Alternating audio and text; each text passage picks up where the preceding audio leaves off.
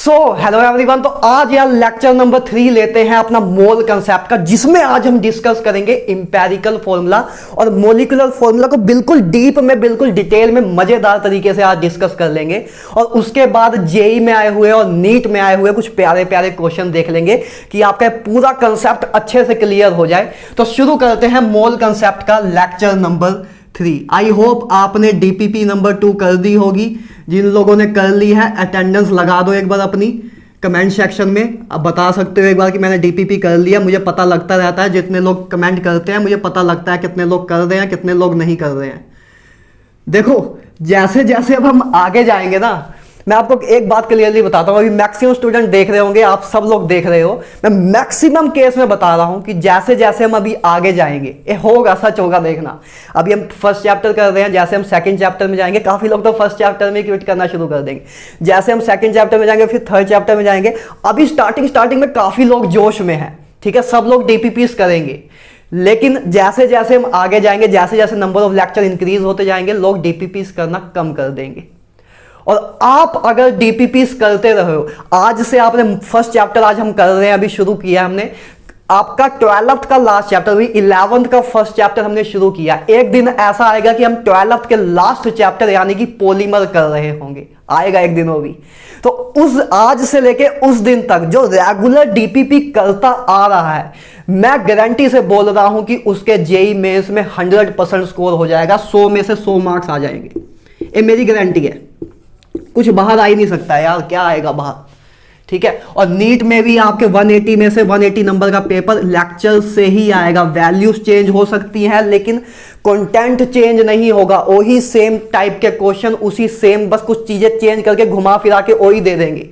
आपने अगर डीपीपी पूरी सोल्व कर ली और लेक्चर सारे देख लिए तो काम आपका हो जाएगा। और मैं अभी बता रहा हूं कि मैक्सिमम लोग आप देखोगे आगे जाते जाते चीजें करना कम कर देते हैं। तभी तो होता है ना, 10 लाख में से सिर्फ उनको 10,000 बच्चे लेने हैं। तो ये कैसे होता है? इसी तरीके से हो पाता है क्योंकि मैक्सिमम लोगों का उनको पता है, उनको भी पता है कि मैक्सिमम लोग तो जैसे जैसे आगे जाते हैं वैसे वैसे क्विट कर देते हैं। तो अगर आप उनमें से एक हो जो आज से लेके लास्ट तक, जब हम पॉलीमर चैप्टर करेंगे तब तक अगर लगातार डीपीपी करता आ रहा है तो उसका सिलेक्शन पक्का ही है यार। बस आप एक लेक्चर सुन रहे हो, उसके बाद डीपीपी कर ले रहे हो, उतना भी कर लोगे तब भी काम हो जाएगा, राइट। तो देखते हैं आप में से कितने लोग लास्ट तक जाते हैं, ठीक है, डीपीपी से रेगुलर सोल्व करते हैं। आपके कमेंट सेक्शन में अब देखते हैं कि कितने दिन तक रेगुलर आते हैं, जिन लोगों के आ रहे हैं, ठीक है। तो मोल कंसेप्ट का आज लेक्चर नंबर 3 लेते हैं, जिसमें आज हम डिस्कस करेंगे यार मोलिकुलर फॉर्मूला और इंपेरिकल फॉर्मूला को। देखो मोलिकुलर फॉर्मूला और इंपेरिकल फॉर्मूला होता क्या, समझते हैं पहले। आपको पता है कि मोलिक्यूल होता है ना। मोलिक्यूल आपको पता है, मोलिक्यूल क्या होता है? जब 2 और 2 से ज्यादा एटम कंबाइन होते हैं तब आपका जो कंपाउंड बनता है उसको मोलिक्यूल बोल देते हैं। सिंपल सी बात है। मोलिक्यूल आपको पता है क्या, फर्स्ट लेक्चर में ही हमने कर लिया था, राइट। फर्स्ट लेक्चर में पहले ही 2 डेफिनेशन जो हमने की थी एटम और मोलिक्यूल, आप कर चुके हो। अब उधर से ही हम चीजें कर रहे हैं। एक होता है आपका मोलिकुलर फॉर्मूला, एक होता है आपका मोलिकुलर फॉर्मूला, और एक होता है आपका, मैं इधर लिख देता हूं, एक होता है आपका empirical formula.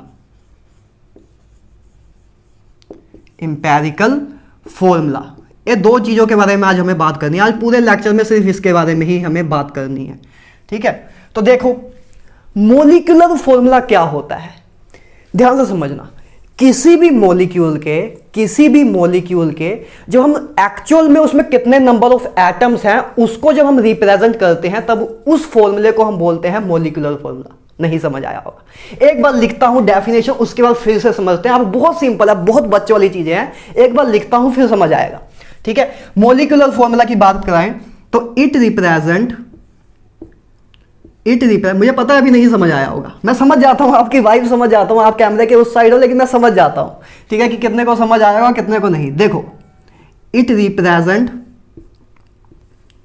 Total number of atoms, total number of atoms या एलिमेंट लिख सकते हैं, total number of elements present in a molecule, it represent total number of element present in A molecule, कि एक मॉलिक्यूल में टोटल कितने element present हैं, आपको मॉलिक्यूलर फॉर्मूला ए बता देता है। जैसे कि एग्जांपल से अगर हम समझें, इसकी अगर हम एग्जांपल देखना चाहें, जैसे आपको पता हो कि बेंजीन होता है, एक आपको बेंजीन पता है, C6H6 होता है, इसको हम बोलते हैं बेंजीन। आप जब ऑर्गेनिक केमिस्ट्री करोगे ना तो उधर तो ये बार बार आएगा। बेंजीन को हम कैसे रिप्रेजेंट करते हैं, बेंजीन को हम ऐसे रिंग शेप का होता है, मे बी आपको इधर से कुछ याद आ जाए, आपने 9th-10th में अगर किया हो, नहीं भी पता तो कोई दिक्कत नहीं है, ठीक है। वैसे बेंजीन आपका ए होता है। आज तो मैंने बता दिया ना कि बेंजीन ए होता है, राइट। अगर नहीं पता तो तब भी कोई दिक्कत नहीं है। या आप ले लो H2O2, हाइड्रोजन पेरोक्साइड। देखो ए आपके दोनों आप एग्जाम्पल बोल सकते हो किसकी है, मॉलिक्यूलर फॉर्मूला की। अब मैं इंपेरिकल फॉर्मूला की डेफिनेशन लिख रहा हूं, उसके बाद आपको क्लियर होगा कि मॉलिक्यूलर फॉर्मूला क्या है, इंपेरिकल फॉर्मूला क्या है। इन दोनों को जब रिलेट करोगे ना तब ज्यादा क्लियरेंस मिलती है, राइट। देखते हैं इंपेरिकल फॉर्मूला क्या होता है। It represent the simplest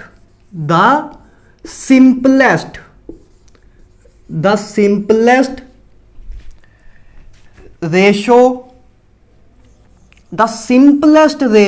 of elements in a molecule। देखो अब ध्यान से देखो, इंपेरिकल फॉर्मूला और मॉलिक्यूलर फॉर्मूला में डिफरेंस समझो और इनमें रिलेशन समझते हैं क्या होता है। मॉलिक्यूलर फॉर्मूला क्या होता है, एक ऐसा फॉर्मूला जैसे कि C6H6 आपका बेंजीन है, ठीक है, या से हाइड्रोजन पेरोक्साइड, ए आपका हाइड्रोजन पेरोक्साइड है।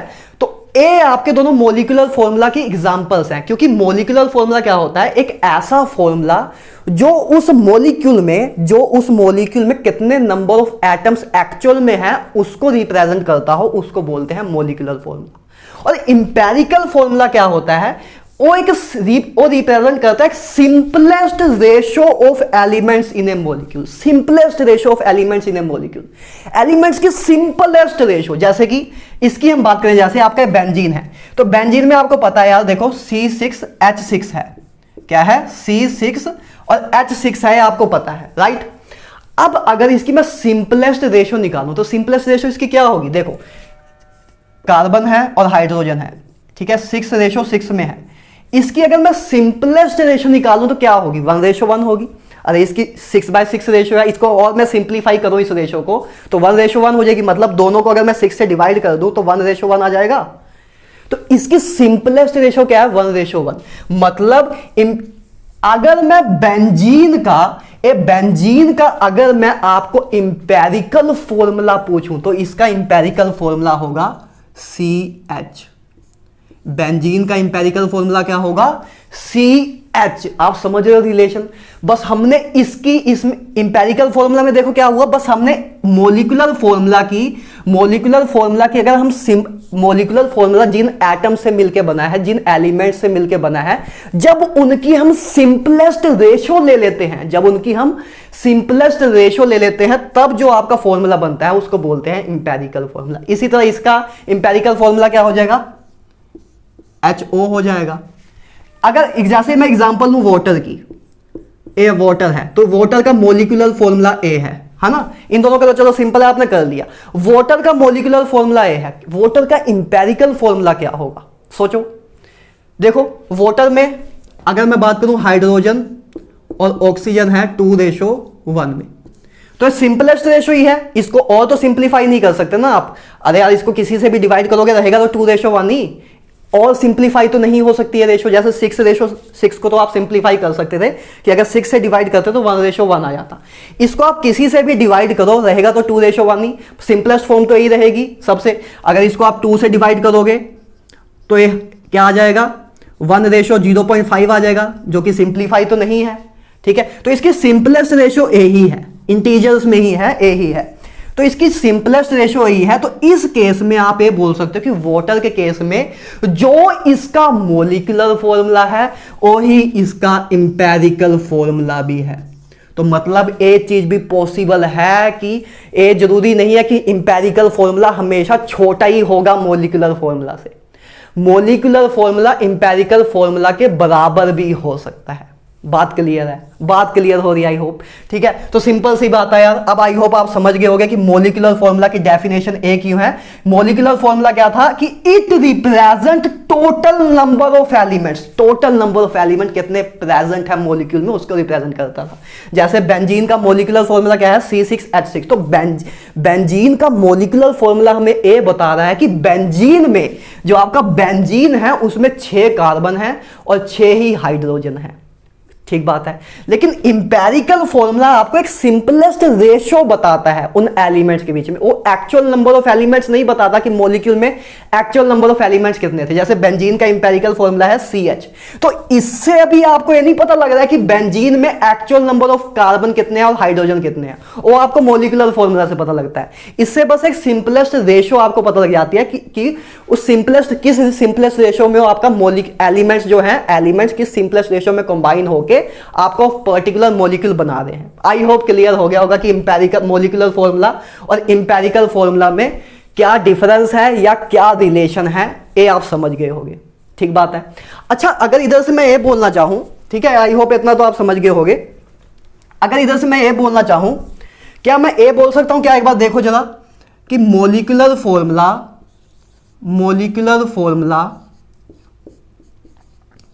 एक बार देखो जरा, क्या है आपको समझ आ रहा है? मॉलिक्यूलर फॉर्मूला क्या एन टाइम इंपेरिकल फॉर्मूला के होगा? क्या ये बात आपको समझ आ रही है? क्या ये बात आपको हजम हो रही है? बताओ भाई, क्या ये बात आपको समझ आ रही है कि मॉलिक्यूलर फॉर्मूला एन टाइम्स होगा इंपेरिकल फॉर्मूला के, जहां आपका इधर एन है एक इंटीजर। एन जस्ट एक सिंपल सा इंटीजर है कि इसकी वैल्यू 1 हो सकती है, 2 हो सकती है, 3 हो सकती है, 4 कुछ भी हो सकती है, इंटीजर्स में होगी, राइट? तो क्या आपको ये समझ आ रहा है कि मॉलिक्यूलर फॉर्मूला हमेशा एन टाइम होता है इंपेरिकल फॉर्मूला के, जिसमें एन आपका एक इंटीजर है। जैसे अभी हमने बेंजीन का देखा था कि C6H6 इसका मॉलिक्यूलर फॉर्मूला है और इसका इंपेरिकल फॉर्मूला था CH। ठीक है, तो अगर मैं इन दोनों में रिलेशन बनाना चाहूं कि मॉलिक्यूलर फॉर्मूला और इंपेरिकल फॉर्मूला में क्या रिलेशन है, तो आप क्लियरली देख रहे हो कि जो आपका मॉलिक्यूलर फॉर्मूला था C6H6 वो बराबर है 6 मल्टीप्लाई इंटू इंपेरिकल फॉर्मूला के। क्या आप ये देख पा रहे हो? दिख ही रहा होगा यार, आगे है आपकी। ठीक है, तो आपको क्लियरली दिख रहा है कि जो आपका मॉलिक्यूलर फॉर्मूला है वो एक इंटीजर को जब हम मल्टीप्लाई कर दें इंपेरिकल फॉर्मूले से तो आपको मॉलिक्यूलर फॉर्मूला मिल जाता है। तो ये रिलेशन सही लग रहा है ना आपको? ठीक है, तो ये रिलेशन याद रखना कि मॉलिक्यूलर फॉर्मूला बराबर होता है एन टाइम इंपेरिकल फॉर्मूला के। बात क्लियर है? ठीक है, आई होप ये स्लाइड आपको क्लियर हो गई होगी। इसको अब रेस करते हैं, आगे चलते हैं। आई होप आपने अपने नोट्स में भी उतार लिया होगा, आप नोट्स बना रहे हो, ऐसे ही नहीं बैठे हो ना यार।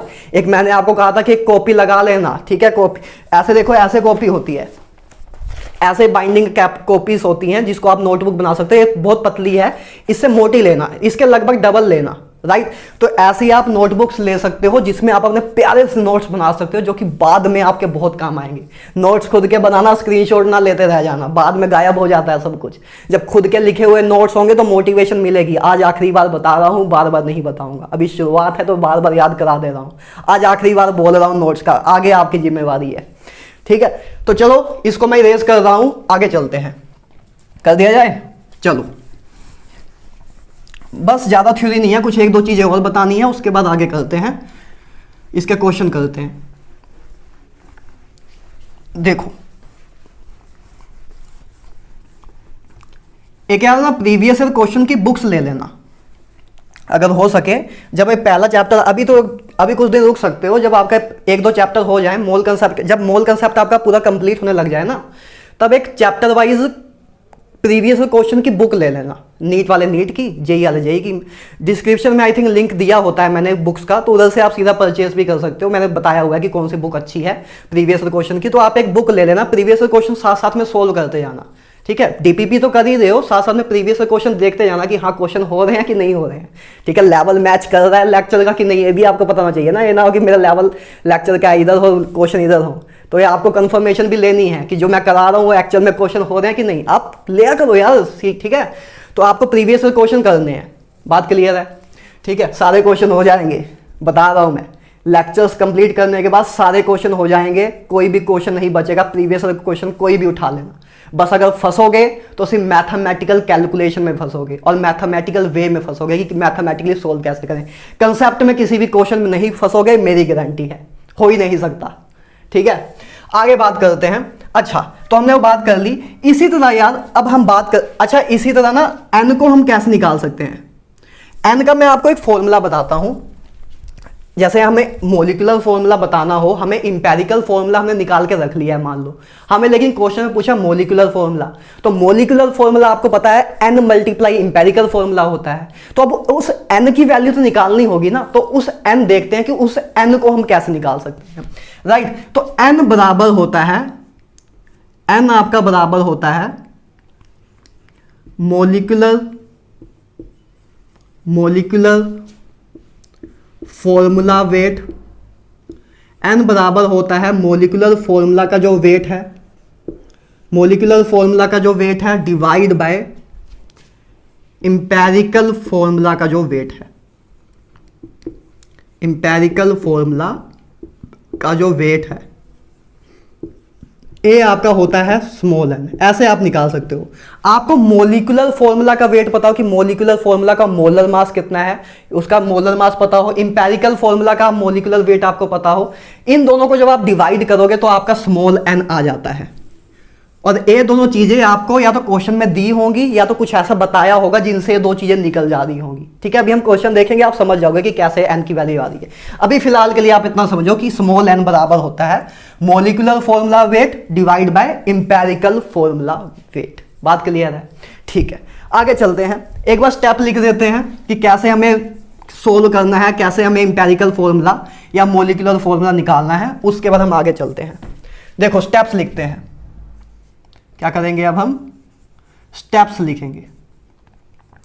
स्टेप्स लिखते हैं कि कैसे कैसे हम स्टेप से आगे जाएंगे। पहला स्टेप क्या करेंगे, दूसरा स्टेप क्या करेंगे, तीसरा स्टेप क्या करेंगे, चौथा स्टेप क्या करेंगे, सो दैट हम अपना मोलिकुलर फॉर्मूला और इंपेरिकल फॉर्मूला निकाल सके। देखो सबसे पहले आपको क्या करना है, स्टेप नंबर 1। स्टेप नंबर 1 क्या है, सबसे पहले आप क्या करो, बस सिंपल सा आराम से सुनते रहो। सबसे पहले आप क्या करो, सबसे पहले नंबर ऑफ मोल निकाल लो हर एक एलिमेंट के। एक मोलिकुलर फॉर्मूला आपको निकालना है। मोलिकुलर फॉर्मूला 2 या 2 से ज्यादा एलिमेंट से मिलकर बना होता है, 2 या 2 से ज्यादा एटम से मिलकर बना होता है। तो उन सब एलिमेंट्स के नंबर ऑफ मोल्स निकाल लो। तो देखो अभी बस स्टेप देखते जाओ, जब हम क्वेश्चन करेंगे तो इन स्टेप को अप्लाई करेंगे तो आपको ज्यादा क्लियर होगा क्वेश्चन के थ्रू, राइट। देखो सबसे पहले आपको क्या करना है, नंबर ऑफ मोल्स निकाल लो। Number of moles of each element, number of moles of each element निकाल लो, ठीक है। सबसे पहले आप क्या करो, नंबर ऑफ मोल्स निकाल लो, पहला स्टेप ये है।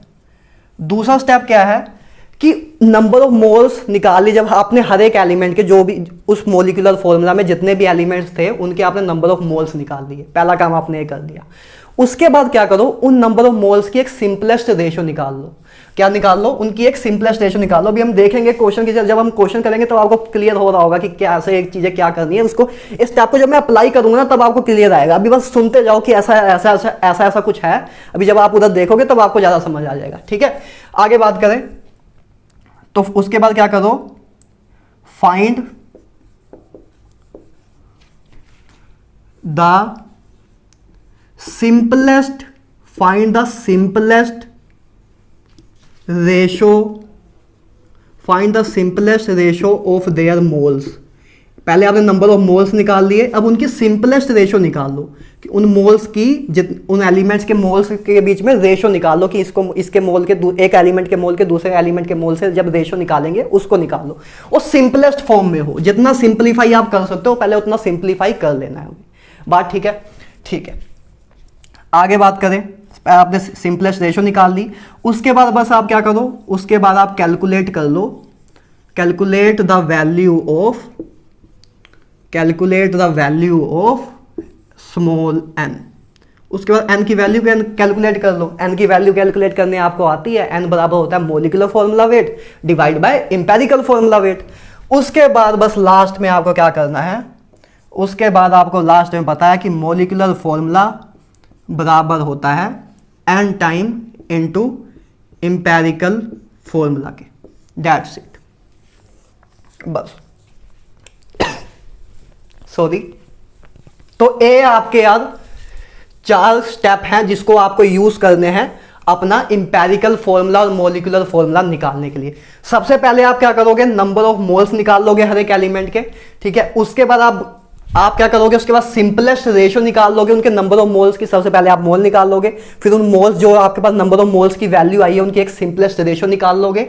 उसके बाद फाइनली आप एन की वैल्यू कैलकुलेट कर लोगे। लास्ट में मॉलिक्यूलर फॉर्मूला बराबर होता है n equal to n into empirical formula के, बस एक चीज लगाओगे आपका क्वेश्चन सोल्व हो जाएगा, ठीक है। ये स्टेप आप एक बार चारों लिख लो। अब देखते हैं क्वेश्चन पे आते हैं सीधा, क्वेश्चन के जरिए समझते हैं कि कैसे कैसे चीजें सोल्व हो रही है। बच्चे वाला क्वेश्चन है, फ्री के मार्क्स वाला चैप्टर है, फ्री के मार्क्स वाला टॉपिक है, राइट। चलो इस स्टेप आपने आई होप लिख लिए होंगे नोटबुक में, तो आगे चलते हैं। इरेज कर दूं, चलो ठीक है। अब क्वेश्चन देखते हैं। अब हमें क्वेश्चन ही करने हैं, थ्योरी आज की हो गई, जितनी थ्योरी करनी थी हम कर चुके हैं, अब हमें बस क्वेश्चन देखने हैं। अच्छा चलो देखो क्वेश्चन देखते हैं। सबसे पहला क्वेश्चन है एक, यार पहले थ्योरेटिकल क्वेश्चन देख लो, बहुत रद्दी सा क्वेश्चन है, आया हुआ है आईआईटी जेई में आया हुआ है, जेई एडवांस में आया हुआ है, लेकिन बहुत पहले आया हुआ है। देखो इफ टू कंपाउंड्स, बहुत रद्दी है, थ्योरेटिकल क्वेश्चन है, कुछ पेन को यूज नहीं करना है, बस सिंपली सोचना है। If two compound have same empirical formula but different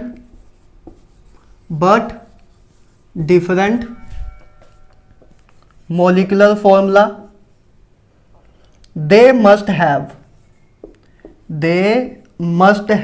और 4 आपको ऑप्शन दे दिए हैं, आपको एक ऑप्शन सेलेक्ट करना है। पहला ऑप्शन है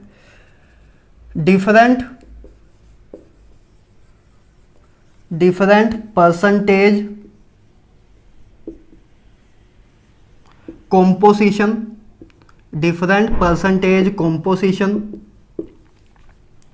बी ऑप्शन है different molecular weight, third option है विस्कोसिटी, डिफरेंट सेम विस्कोसिटी,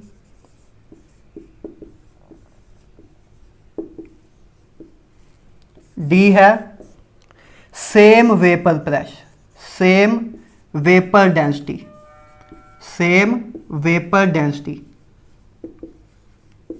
ये 4 आपको ऑप्शन दिए हुए हैं, आपको बताना है। ये आपका आया हुआ है आईआईटी जेई एडवांस में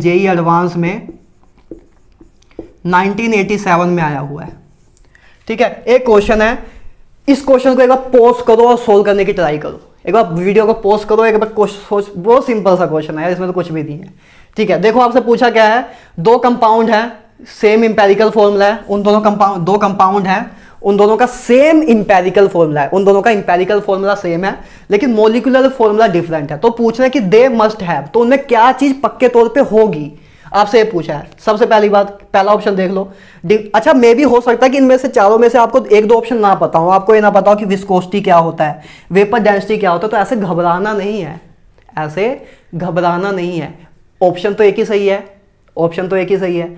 अगर आपको मान लो ये दोनों नहीं पता है, ये दोनों आपको नहीं पता है, लेकिन आंसर अगर इन दोनों में से ही हुआ और आपको इन दोनों के बारे में नॉलेज है, तो इन दोनों के बारे में यदि आपको पता हो, यदि ना पता हो, तब भी आपका क्वेश्चन तो सोल्व हो ही जाएगा ना। दिमाग से खेला करो, ठीक है, ऐसे नहीं कि गधों की तरह लगे हुए हैं। आपको अगर ये 2 चीजें नहीं पता है, ऐसे में बस एक टेक्निक बता रहा हूं, अगर आपको ये 2 ऑप्शन नहीं पता है, इनके बारे में पता ही नहीं है कि विस्कोसिटी क्या होता है, वेपर डेंसिटी क्या होता है, लेकिन इन दोनों ऑप्शन के बारे में आपको पता है, तो ए आपको क्वेश्चन दिया है। अगर आपको लगता है कि इन दोनों में से ही कोई आंसर है, तो बस इन दोनों के बारे में आपको ना भी पता हो तब भी क्या जा रहा है, समझ रहे हो ना। तो मेंटली एक्टिव रहना, ठीक है। देखो डिफरेंट परसेंटेज कॉम्पोजिशन। पहली बार कह रहे हैं कि क्या अगर दो कंपाउंड है जिनका इंपेरिकल फॉर्मूला सेम है लेकिन मोलिकुलर फॉर्मूला डिफरेंट है तो उनमें परसेंटेज कॉम्पोजिशन क्या डिफरेंट होगी? नहीं यार, डिफरेंट क्यों होगी? देखो, जैसे ही अगर मैं बोलूं C6H6 की बात करूं और लेट्स से एक मैं हाइपोथेटिकल कंपाउंड ले लेता हूं C12H12, ठीक है, ये दो मान लो, ये दो मेरे पास कंपाउंड है। इन दो कंपाउंड में देखो, इन दोनों को क्या इंपेरिकल फॉर्मूला सेम है? इसका भी इंपेरिकल फॉर्मूला आप देख रहे हो CH है, इसका भी इंपेरिकल फॉर्मूला CH है, ठीक बात है। तो इन दोनों का इंपेरिकल फॉर्मूला सेम है और इन दोनों का मोलिकुलर फॉर्मूला डिफरेंट है। तो ये चीज बोली है कि दो कंपाउंड है जिनमें इंपेरिकल फॉर्मूला सेम है, डिफरेंट मोलिकुलर फॉर्मूला है। तो हमने वही बोल दिया कि ठीक है, ये दो हमने एग्जांपल ले ली कि ये दो हमारे मोलिकुलर फॉर्मूला है और इनका इंपेरिकल फॉर्मूला सेम है, ठीक है। तो हमने जो हमें पूछा क्वेश्चन था उसी को हमने एग्जाम्पल के तौर पर लिख दिया आपको समझाने के लिए, ठीक है। अब आपसे पूछे क्या इनकी डिफरेंट परसेंटेज कंपोजिशन होगी? देखो, क्या इनमें परसेंटेज कंपोजिशन डिफरेंट है? नहीं। परसेंटेज डिकम्पोजिशन, परसेंटेज कंपोजिशन का मतलब क्या कि उसमें कितने परसेंट कार्बन है और कितने परसेंट हाइड्रोजन है। तो आप देखो, इस केस में भी आप देखो तो 50% आपका कार्बन है और 50% आपका हाइड्रोजन है। इधर भी आप देखो तो इधर आपका 50% कार्बन है और 50% आपका हाइड्रोजन है। तो जब दोनों का अगर इंपेरिकल फॉर्मूला सेम है तो परसेंटेज कंपोजिशन भी सेम ही होगी ना भाई। तो ये ऑप्शन तो गलत हो गया, ये बात तो गलत है, दे मस्ट हैव, तो ये बात गलत है, सेम परसेंटेज कंपोजिशन होगी, ठीक बात है। अगली चीज, डिफरेंट मोलिकुलर वेट, क्या उनका मोलिकुलर वेट डिफरेंट होगा? तो सिंपल सी बात है, डिफरेंट ही होगा। इसका मोलिकुलर वेट कुछ और है, इसका मोलिकुलर वेट कुछ और है। तो ये बात सही है, ऑप्शन बी आपका सही हो गया, ऑप्शन बी आपका सही हो गया। आगे वैसे बात करूं तो सेम विस्कोसिटी, क्या विस्कोसिटी सेम होगी? विस्कोसिटी क्या होता है कि कितना गाढ़ापन है। जैसे शहद होता है, हनी होता है, तो हनी की विस्कोसिटी ज्यादा होती है एज कंपेयर टू पानी से, एज कंपेयर टू वाटर से। हनी की विस्कोसिटी ज्यादा होती है वाटर से। हम करेंगे आगे, आप आगे सोल्यूशन वगैरह चैप्टर में करोगे, उधर हम देखेंगे विस्कोसिटी क्या होता है, राइट। अभी की हम बात करें तो विस्कोसिटी वैसे गाढ़ापन होता है, जैसे शहद की विस्कोसिटी ज्यादा होती है एज कंपेयर टू पानी के, क्योंकि अगर हम शहद और पानी में अगर रेस लगाएं, शहद में, हनी में और वाटर में, पानी में रेस लगवाएं, तो आपको क्या पता है? आपको पता है कि वाटर जीत जाएगा, मतलब वाटर जल्दी फ्लो कर जाता है। तो इसका मतलब जो जल्दी फ्लो कर जाता है उसकी विस्कोसिटी कम होती है, जो धीरे मूव करता है उसकी विस्कोसिटी ज्यादा होती है, ठीक बात है। तो विस्कोसिटी हनी की ज्यादा होती है। तो विस्कोसिटी मतलब क्या होता है? गाढ़ापन। जिसमें गाढ़ापन ज्यादा होगा, हनी ज्यादा गाढ़ापन, हनी में ज्यादा डेंसिटी, हनी की विस्कोसिटी ज्यादा, विस्कस ज्यादा है, गाढ़ापन ज्यादा है, इस करके वो स्लो मूव करता है, इस करके उसकी विस्कोसिटी ज्यादा होती है, समझ रहे हो। तो क्या विस्कोसिटी सेम होगी? विस्कोसिटी आपकी फोर्स ऑफ अट्रैक्शन पे डिपेंड करती है, और वेट उससे इतना मतलब नहीं है, उस फोर्स ऑफ अट्रैक्शन पे डिपेंड करती है। तो विस्कोसिटी ज्यादा नहीं है। Same vapour density. देखो आगे जाके मैं आपको एक चीज बताऊंगा कि जो आपका मोलिकुलर वेट होता है, इसी चैप्टर में आई थिंक 9th या 10th लेक्चर में बताऊंगा कि मोलिकुलर वेट बराबर होता है 2 टाइम वेपर डेंसिटी के, कि मोलिकुलर वेट बराबर होता है, ये फॉर्मूला होता है, इधर से याद रख लो कि मोलिकुलर वेट बराबर होता है 2 टाइम वेपर डेंसिटी के। अब आपको पता है कि इन दोनों का अगर मोलिकुलर वेट ही डिफरेंट है तो इनकी वेपर डेंसिटी भी डिफरेंट ही होगी। अरे मोलिकुलर वेट अगर इनका डिफरेंट है तो इनकी वेपर डेंसिटी भी डिफरेंट ही होगी, क्योंकि वेपर डेंसिटी बराबर होता है मोलिकुलर वेट डिवाइड बाय 2 के। तो जब इनका मोलिकुलर वेट ही डिफरेंट है तो इनकी वेपर डेंसिटी भी अलग अलग होगी, अलग अलग वैल्यू आएगी, तो ये भी नहीं होगा, ठीक है। तो ऑप्शन बी हमारा करेक्ट आंसर है, आपका आया हुआ है, जेईई एडवांस में आया हुआ है। सिंपल सा क्वेश्चन था, इतना टाइम देने की भी जरूरत नहीं थी। हालांकि अभी आप स्टार्टिंग कर रहे हो तो मे बी आप इतना सोच ना पा रहे हो, इसलिए मैं टाइम दे दिया इस क्वेश्चन में, राइट, ठीक है। तो आगे चलते हैं, ठीक है, नेक्स्ट क्वेश्चन करते हैं, हम न्यूमेरिकल क्वेश्चन में आते हैं, ठीक है। जो हमने स्टेप्स लिखे थे उनको स्टेप्स को यूज करना अब हम शुरू करते हैं। चलो चले, ठीक है। तो देखो क्वेश्चन करते हैं, क्वेश्चन नंबर 2, क्वेश्चन नंबर 2 देखते हैं।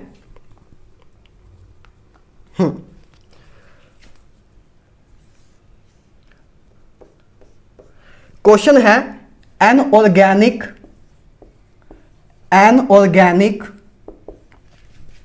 Compound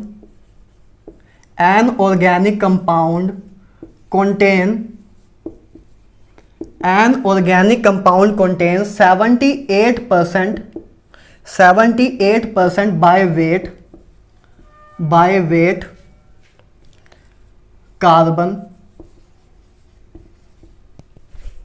and remaining percentage of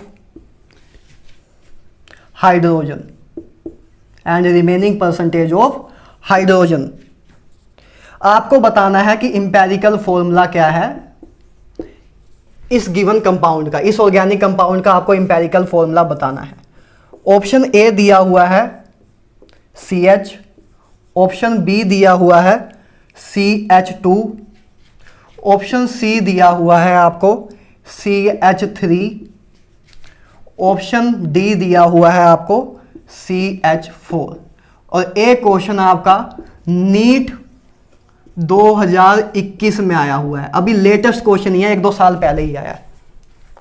video को पॉज करो, एक बार उस स्टेप को सोचो क्या स्टेप थे, एक बार अप्लाई करने की कोशिश करो, एक बार अप्लाई करने की कोशिश करो। नहीं होगा तो मैं कराऊंगा ना, एक बार ट्राई मारो। चलो मैं खुद ही एक क्वेश्चन मैं करा देता हूं, उसके बाद आप ट्राई मारना। चलो एक इसको रहने दो, ये मैं कराता हूं, ठीक है। देखो एक ऑर्गेनिक कंपाउंड है, आपको बोला है जिसमें 78% कार्बन है, 78% बाय वेट आपका कार्बन है, और जितना बाकी बचा, जितनी बाकी परसेंटेज बची वो हाइड्रोजन की है। आपसे इंपेरिकल फॉर्मूला पूछा है और ये 4 ऑप्शन आपको दिए हुए हैं, ठीक है। तो देखो सबसे पहली बात 70, अगर मैं मान लूं कि आपका ऑर्गेनिक कंपाउंड, जैसे आपको परसेंटेज में बात दी होती है तो हमने पिछले आपके लेक्चर में भी किया है कि जब परसेंटेज में बात होती थी तो आपको याद होगा कि जब 78% दिया हुआ तो हमें मान लेते थे कि 100 ग्राम मान लेता हूं कि मैं आपका ऑर्गेनिक कंपाउंड है। याद है हमने पिछले लेक्चर में भी एक क्वेश्चन में ऐसी चीजें की थी।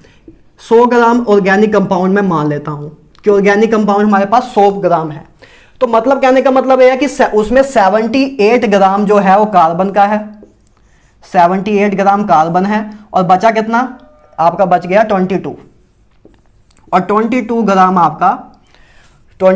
आपका क्या है, हाइड्रोजन है। 22 ग्राम आपका हाइड्रोजन है, ठीक बात है, हाइड्रोजन ही का है ना, रिमेनिंग परसेंट, हाँ हाइड्रोजन, ठीक है। तो ए आपको दिया हुआ है कि 78 ग्राम आपका ए है, 28 ग्राम आपका हाइड्रोजन है। आपको बताना है कि इसका क्या होगा, इसका इंपेरिकल फॉर्मूला क्या होगा। बात, लाइट चली गई है, गर्मी बहुत है, ठीक है, पंखा मैं चला नहीं सकता हूं क्योंकि माइक में फिर आवाज आएगी, आपके लिए प्रॉब्लम होगी। लाइट्स बहुत लगी हुई हैं इस रूम में, ठीक है, गर्मी बहुत है, ठीक है, शर्ट पूरा पसीना पसीना हुआ है, ऊपर से लाइट बीच में चली जाती है तो बीच में स्टॉप आ जाता है ना, तो मोमेंटम टूट जाता है। हालांकि चलो आपके लिए कोई मोमेंटम नहीं टूटा है, वीडियो कट हो जाती है उतना पार्ट, ठीक है। आगे चलते हैं। देखो इधर तक हमने कर लिया था कि 100 ग्राम आपके पास ऑर्गेनिक कंपाउंड है जिसमें 78 ग्राम आपके पास आपका कार्बन है और 22 ग्राम आपके पास हाइड्रोजन है। अब आपको देखो, अब हमें इंपेरिकल फॉर्मूला निकालना है, इंपेरिकल फॉर्मूला ही निकालना है, मॉलिक्यूलर फॉर्मूला पूछा भी नहीं है। तो सबसे पहले आप क्या करोगे, नंबर ऑफ मोल्स निकाल दो। नंबर ऑफ मोल कैसे निकालते हैं, आपको वेट दिया हुआ है तो वेट से क्या आपको नंबर ऑफ मोल निकालने आते हैं। पिछले लेक्चर में ही हमने किया था कि वेट दिया हो तो नंबर ऑफ मोल्स कैसे निकालते हैं। अरे बोलो यार, बोलोगे तब भी मुझे वैसे कैसे सुनेगा, चलो, लेकिन आई होप आप अंदर से बोल रहे हो, राइट, आपकी आत्मा बोल रही हो कि ये चीज इसका फॉर्मूला होगा। मोल क्या होता है, given weight divide by atomic weight या given weight divide by molar mass, समझ रहे हो। तो नंबर ऑफ मोल निकाल लेते हैं। तो 78% आपके पास 78 ग्राम कार्बन था और ये हाइड्रोजन था, तो नंबर ऑफ मोल कार्बन के कितने होंगे, given weight divide bye molecular divide by atomic weight या मोलर वेट आप बोल सकते हो। 78 कार्बन का आपका 12 है मोलर मास, तो 78 डिवाइड बाय 12 कर देंगे तो नंबर ऑफ मोल्स आपके कार्बन के आ जाएंगे। तो 78 72 तो 6.6 तो 6.5 आ जाएगा। तो नंबर ऑफ मोल्स आपके आ गए कार्बन के आपने नंबर ऑफ मोल निकाल लिए 6.5, given weight divide by atomic weight या मोलर वेट आप बोल सकते हो, राइट। तो ये आपका कार्बन का आपने निकाल दिया। अब हाइड्रोजन का निकालें तो हाइड्रोजन का गिवन वेट आपका 22 है, ठीक है, और आपका मोलर मास कितना है 1 ग्राम, हाइड्रोजन एटम की बात हो रही है तो इसका 1 होगा, ठीक है। तो ये आ गया आपका 22 आ गया, 22 आ गया। तो आपने दोनों के नंबर ऑफ मोल्स निकाल लिए, पहला स्टेप आपने कर दिया। पहला स्टेप हो गया कि आपने नंबर ऑफ मोल्स निकाल लिए जो भी एलिमेंट आपके प्रेजेंट हैं उस मॉलिक्यूल में, ठीक है, आपने नंबर ऑफ मोल निकाल ली। दूसरा स्टेप क्या था, सिंपलेस्ट रेशो निकालनी है नंबर ऑफ मोल्स की, सिंपलेस्ट रेशो निकालनी है। अब इनकी रेशो की नंबर सिंपलेस्ट रेशो निकाल दो। देखो आपको भी पता है कि कार्बन और हाइड्रोजन के रेशो नंबर ऑफ मोल्स कितने हैं, इस 6.5 ए है, 22 ए है। अब इनकी जो रेशो आपकी आई है, इनकी जो रेशो आई है नंबर ऑफ मोल्स के बीच में जो रेशो आई है, इसको सिंपलेस्ट फॉर्म में कर दो जितना सिंपल हो सकता है। सिंपलेस्ट फॉर्म में करने का सबसे आसान तरीका क्या होता है मैं बताऊं, इन दोनों में से जो सबसे छोटा नंबर है, इन दोनों में से जो सबसे छोटा नंबर है उससे डिवाइड कर दो दोनों साइड। 6.5 छोटा है कि 22 छोटा है, आपको पता है ऑब्वियसली भैया 6.5 छोटा है, तो 6.5 से इन दोनों साइड डिवाइड कर दो। तो जब 6.5 से आप डिवाइड करोगे, इधर भी मैंने 6.5 से डिवाइड कर दिया और इधर भी मैंने 6.5 से डिवाइड कर दिया, तो आप इधर देखोगे इधर 1 आ जाएगा और इधर अगर मैं करूँ 6.5 तो 21.5 3 एंड 4, मतलब लगभग 3.2 आ रहा है। तो इसको आप अप्रोक्सीमेटली 3 के बराबर ही लिख सकते हो, क्योंकि हमें इंटीजर में हमें बात करनी होती है तो इसको आप 3 ही लिख सकते हो, ठीक है। इसको क्योंकि हमें सिंपलेस्ट फॉर्म में लिखना होता है, तो 3.2 आए तो उसको अप्रोक्सीमेटली 3 मान लेना है आपको, समझ रहे हो ना बात, ठीक है। तो 1:3 आ जाएगी, ठीक है, क्योंकि हमें सिंपलेस्ट फॉर्म में लिखना था। आपको याद, जाओ वापस स्टेप नंबर 2 पे, सिंपलेस्ट में बोला था, तो 3.2 आए तो उसको आप 3 मान लेना, क्योंकि आपको एक इंटीजर में वैल्यू चाहिए, तो आपका 1:3 आ जाएगा। तो सिंपलेस्ट रेशो में निकालने के लिए आप सिंपली आपको क्या करना है, जो स्मॉलेस्ट नंबर होगा, रेशो आपने एक बार निकाल ली, मोल्स की नंबर ऑफ मोल्स निकाल लिए, उनके बीच में रेशो ए आई। अब आपको सिंपलेस्ट रेशो निकालनी है स्टेप नंबर 2, तो उसके लिए आप क्या करो, डिवाइड कर दो सिंपलेस्ट नंबर से। तो 6.5 इधर छोटा सबसे, तो 6.5 से डिवाइड किया तो आपकी ये सिंपलेस्ट रेशो आ गई। तो 1:3 आपकी सिंपलेस्ट रेशो आ गई, सिंपलेस्ट रेशो आ गई, सिंपलेस्ट रेशो आ गई। तो बस आपका इंपेरिकल फॉर्मूला आ गया कि नहीं, कि आपके इंपेरिकल फॉर्मूला क्या होता है, एम्पिरिकल फॉर्मूला क्या होता है कि it represent the simplest ratio of element present in A molecule, कि सिंपलेस्ट रेशो एलिमेंट की क्या प्रेजेंट है मॉलिक्यूल में, वो इंपेरिकल फॉर्मूला आपका रिप्रेजेंट करता है। तो हमने सिंपलेस्ट रेशो निकाल ली, तो आपका इंपेरिकल फॉर्मूला क्या आया कि कार्बन आपका 1 है, हाइड्रोजन आपके 3 है, तो CH3 ए आपका आ गया इंपेरिकल फॉर्मूला। मोलिकुलर फॉर्मूला आपको पूछा ही नहीं था, इसलिए हमने स्मॉल n की वैल्यू निकाली नहीं, और मोलिकुलर फॉर्मूला पूछा नहीं था, इसलिए हमने molecular formula n into empirical formula वाला काम किया ही नहीं। आपको सिर्फ इंपेरिकल फॉर्मूला पूछा था, तो इसलिए आप इधर तक ही रुक गए, स्टेप नंबर 2 तक ही रुक गए, स्टेप नंबर 3 4 में गए ही नहीं, क्योंकि वो मोलिकुलर फॉर्मूला निकालने के लिए आपको बस 2 ही स्टेप करने थे। तो ये आपने यार इंपेरिकल फॉर्मूला निकाल लिया इस कंपाउंड का, बात क्लियर है, ठीक है। सिंपल सा क्वेश्चन था। सबसे पहले आपने नंबर ऑफ मोल्स निकाल लिए, 78 ग्राम परसेंट ए दिया था, और आपका 22% ऑटोमेटिकली हाइड्रोजन हो गया, तो 78 ग्राम आपको कार्बन दिया था, 22 ग्राम आपको हाइड्रोजन दिया था। Given weight divide bye molecular weight किया तो नंबर ऑफ मोल्स आ गए आपके, नंबर ऑफ मोल्स आ गए दोनों के, ठीक है। Given weight divide by molar मास किया तो नंबर ऑफ मोल्स आ गए। उन नंबर ऑफ मोल्स की रेशो आपकी ए थी, उनकी जब सिंपलेस्ट रेशो आप निकालोगे तो आप कैसे निकाल सकते हो, स्मॉलेस्ट नंबर से डिवाइड कर दो दोनों साइड, तो आपकी सिंपलेस्ट रेशो आ गई, और सिंपलेस्ट रेशो से ही आपका इंपेरिकल फॉर्मूला आ जाता है। तो जिसमें सिंपलेस्ट रेशो क्या आई, कार्बन 1 हाइड्रोजन 3, तो CH3 ए आपका हो जाएगा इंपेरिकल फॉर्मूला। तो कौन सा ऑप्शन सही आ रहा है, ऑप्शन सी। नीट 2021 में आया हुआ क्वेश्चन है, एक लाइन का क्वेश्चन है, एक लाइन का। पहली बार समझाने में टाइम लग रहा है, लेकिन है बहुत सिंपल है ना, इससे सिंपल क्या हो सकता है यार, ठीक है। आई होप ये क्वेश्चन क्लियर हो गया होगा। आगे चले, एज कर देते हैं, है ना, आगे थोड़ा सा लेवल इंक्रीज करते हैं क्वेश्चन का, ठीक है। बच्चों वाले क्वेश्चन है, हो रहा है अपने तरफ से। मैं पूरी कोशिश कर रहा हूं कि आपको ऐसा लगे कि आप 5th 6th क्लास के लेक्चर लगा रहे हो, इतना सिंप्लीफाई करने की मैं कोशिश करूंगा हर एक टफ से टफ टॉपिक को, ठीक है, कि आपको लगे ही ना कि कुछ बहुत बड़ी चीज है। बुक में से समझते हो तो अब नहीं समझ आती हैं चीजें, ठीक है। मैं कराने की अपने तरफ से मैक्सिमम कोशिश कर रहा हूं कि आपको सिंप्लीफाई वे में ही लगे, ऊपर से कुछ ना जाए, ऐसा ना लगे कि सिर से ही निकल रहा है सब कुछ, ठीक है। आगे करते हैं, देखो एक और क्वेश्चन देखते हैं। An organic compound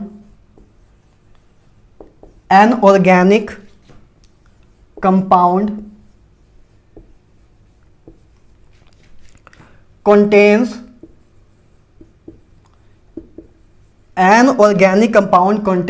carbon, hydrogen and oxygen. Its elemental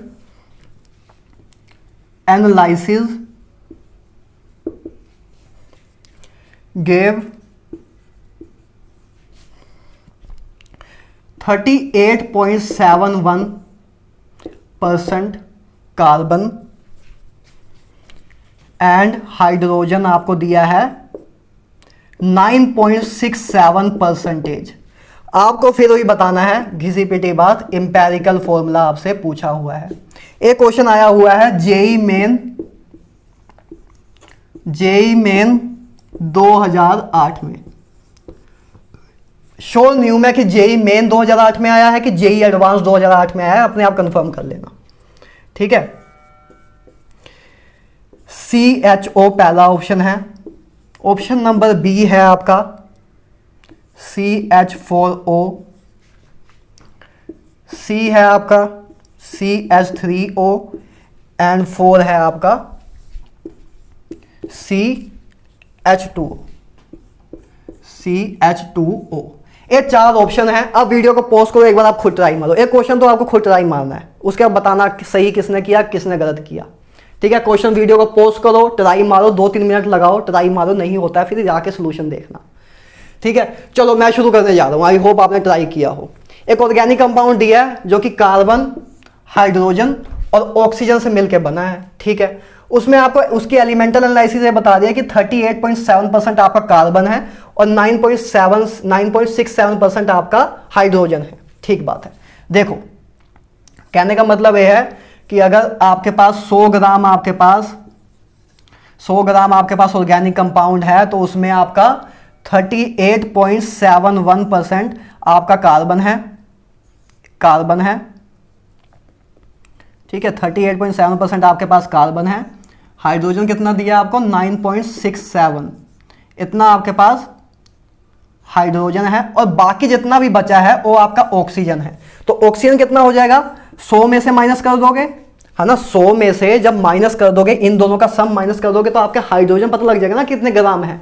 simple सी बात है यार, ठीक है। तो 38.71 प्लस 9.67, तो करो 38.71 9.67, तो 48 ये आ गया आपका 10, 100 में से माइनस कर देंगे अगर हम 48.38, तो ए जब आप माइनस करोगे तो इधर से आपका आ जाएगा 51.62 आपका ग्राम आ गया आपके पास, किसका, ऑक्सीजन का। सिंपल सब काम है किया ना यार। आपको देखो कार्बन, आपको बताया कि ऑर्गेनिक कंपाउंड है जो कि कार्बन, हाइड्रोजन और ऑक्सीजन से मिलकर बना है, जिसमें आपको कार्बन बताया कि 38.7% है और हाइड्रोजन आपका 9.67 है। तो आपने 38.7% आपका 71% आपका कार्बन है, 9.67% आपका हाइड्रोजन है, मतलब ये आपने लिख दिया। तो ऑक्सीजन कितना होगा, 100 ग्राम आपका कंपाउंड था, वो इन तीनों से ही मिलके बना था, कार्बन, हाइड्रोजन और ऑक्सीजन से। तो अगर इन दोनों का आपको मास पता है तो इसका मास आप निकाल ही सकते हो, टोटल मास आपको पता है। तो 100 में से माइनस कर दोगे इन दोनों का मास तो आपका ऑक्सीजन का मास आ जाएगा। इन दोनों का मास आपने जब किया तो 48.38 आया, ठीक है। उसमें से आप 100 में से माइनस कर दोगे 48.38 तो आपका आ जाएगा 51.62, ठीक है। 2 इधर करेंगे तो आपका 49, हाँ 51.62 आ जाएगा, ठीक है। तो 51.62 आपका आ गया मास किसका, ऑक्सीजन का। लिख देता हूं मैं, ठीक है।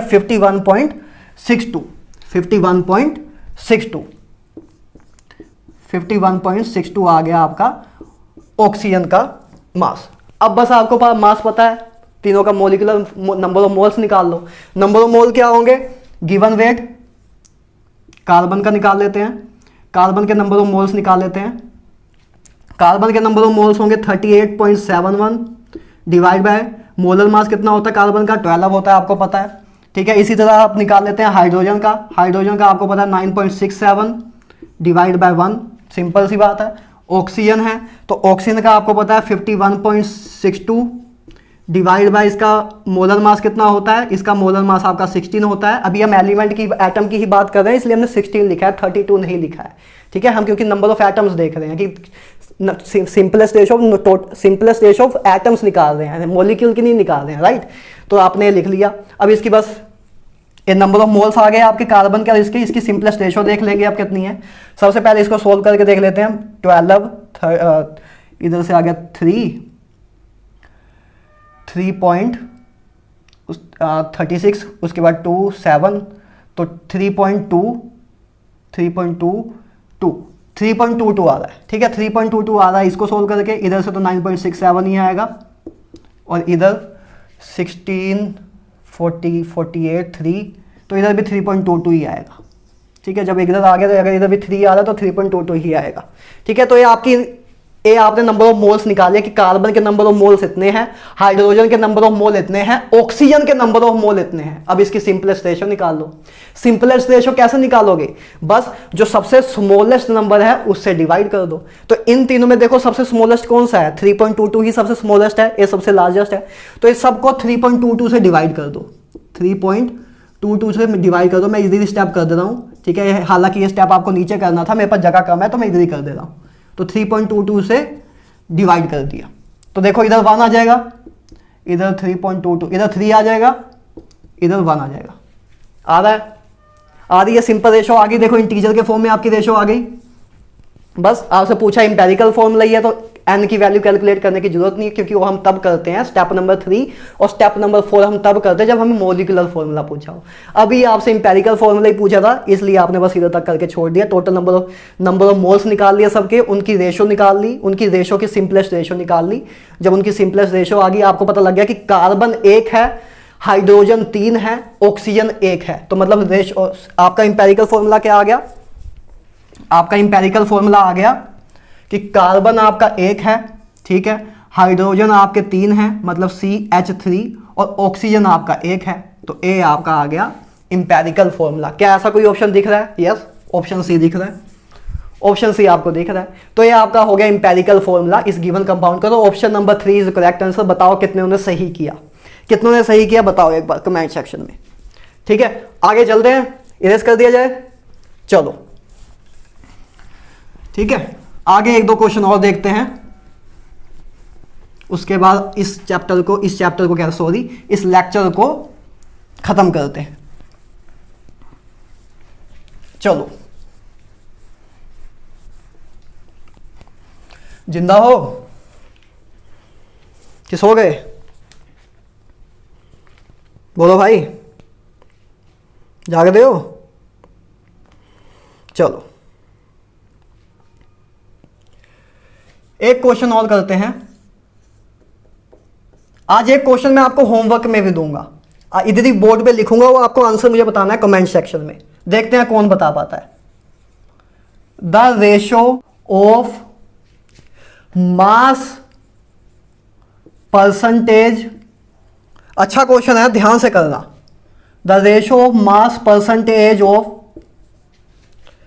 Carbon and hydrogen of organic compound, short में लिख रहा हूं ऑर्गेनिक कंपाउंड, CXHYOZ इज 6:1, 6:1 दिया हुआ है। If one molecule of the above, if one molecule of the above compound, if one molecule of above compound contains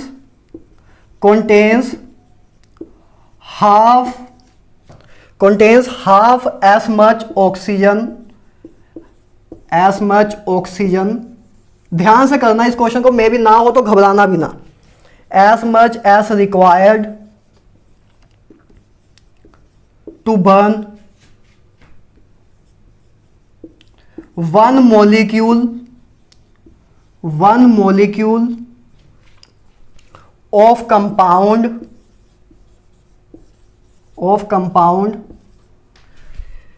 CXHY completely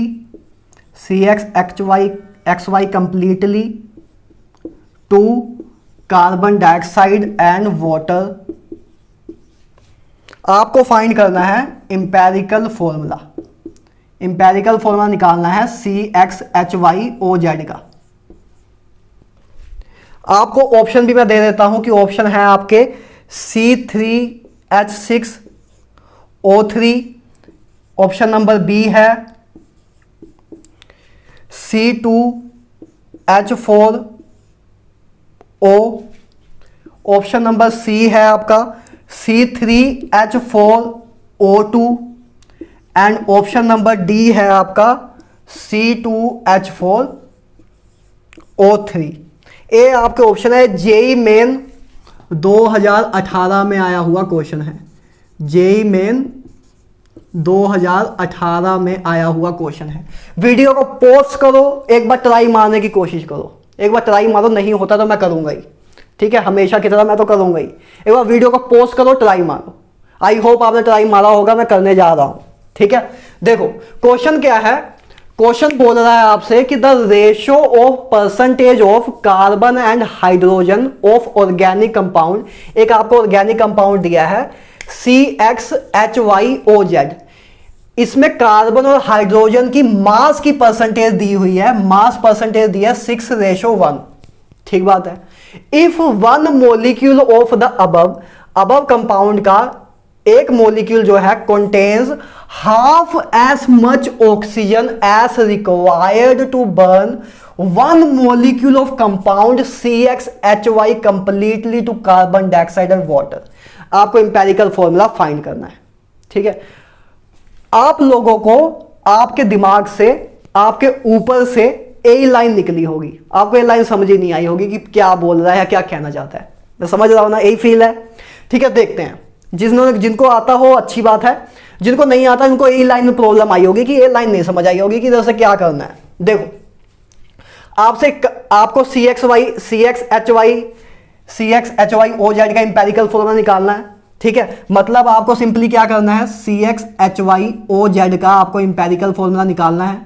मतलब आपको x और y और z की बस वैल्यू निकालनी है, x y z की सिंपलेस्ट वैल्यू निकालनी है आपको, और तो कुछ नहीं करना है, ठीक है। यही करना है आपको, ठीक है। या आप ये बोल सकते हो x y z की सिंपलेस्ट रेशियो निकालनी है, आपको यही करना है। आपको कार्बन और हाइड्रोजन का तो मास परसेंटेज बताया हुआ है कि कार्बन, जैसे कार्बन आपको दिया कि कार्बन और हाइड्रोजन में मास परसेंटेज आपको क्या दी हुई है, 6:1, 6:1। मतलब अगर 6 ग्राम कार्बन है तो 1 ग्राम आपका हाइड्रोजन है, ये आपको दिया हुआ है। मतलब इनके आप नंबर ऑफ मोल्स निकाल सकते हो कार्बन और हाइड्रोजन के। 6 ग्राम कार्बन है तो नंबर ऑफ मोल्स कितने आ जाएंगे, 6 को डिवाइड 12 से कर दोगे। और हाइड्रोजन के नंबर ऑफ मोल्स कितने आ जाएंगे, 1 ग्राम आपको हाइड्रोजन दिया हुआ है तो 1 डिवाइड बाय 1 तो 1 ही आ जाएगा, तो 0.5 इधर 1। तो सिंपलेस्ट रेशियो अगर निकालो आप इधर से तो सिंपलेस्ट रेशियो आ जाएगी 0.5 से डिवाइड कर दोगे तो इधर 0.5 से डिवाइड कर दोगे तो इधर 1 आ जाएगा, इधर 2 आ जाएगा, 1:2 आ जाएगी। तो आपकी सिंपलेस्ट रेशियो आ रही है कार्बन और हाइड्रोजन में मोल्स में 1:2।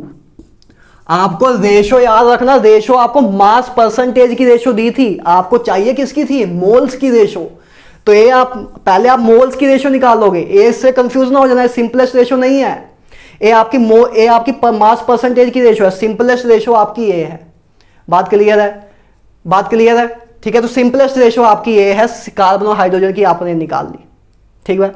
अच्छा अब निकालना है आपको ऑक्सीजन की। अब मेन मुद्दा इधर से आता है। मैं क्वेश्चन को यार मुझे इरेज करना पड़ेगा, एक बार आप लोग लिख लो, क्वेश्चन को लिख लो, ऑप्शन लिख लो। मैं क्वेश्चन को मुझे इरेज करना पड़ेगा क्योंकि जगह नहीं है मेरे पास, ठीक है।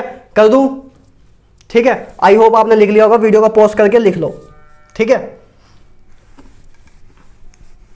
अच्छा वैसे देखो क्या कह रहा है कि इफ वन मोलिक्यूल, पहले समझा दूं एक बार फिर बता रिरेज करता हूं। If one molecule of the compound contain half as much oxygen required to burn one molecule of compound CXHY। एक CXHY एक कंपाउंड है, हाइड्रोकार्बन है। हाइड्रोकार्बन क्या होता है, हाइड्रोजन और कार्बन से मिलकर कंपाउंड होता है, उसको हाइड्रोकार्बन कहते हैं। इस कंपाउंड को जलाने के लिए, किसी भी कंपाउंड को अगर जलाना हो तो कोई भी चीज को जलाना हो तो ऑक्सीजन के प्रेजेंट में ही आग लगती है ना। अगर आपको आग लगानी हो तो ऑक्सीजन तो चाहिए होती है, ऑक्सीजन की रिक्वायरमेंट तो होती है। तो बात यह है कि इस हाइड्रोकार्बन को जलाने के लिए जितनी ऑक्सीजन चाहिए, इस हाइड्रोकार्बन को जलाने के लिए, जब इसको हम जलाते हैं तो इसको जलाने से आपको कार्बन डाइऑक्साइड और वाटर मिलता है।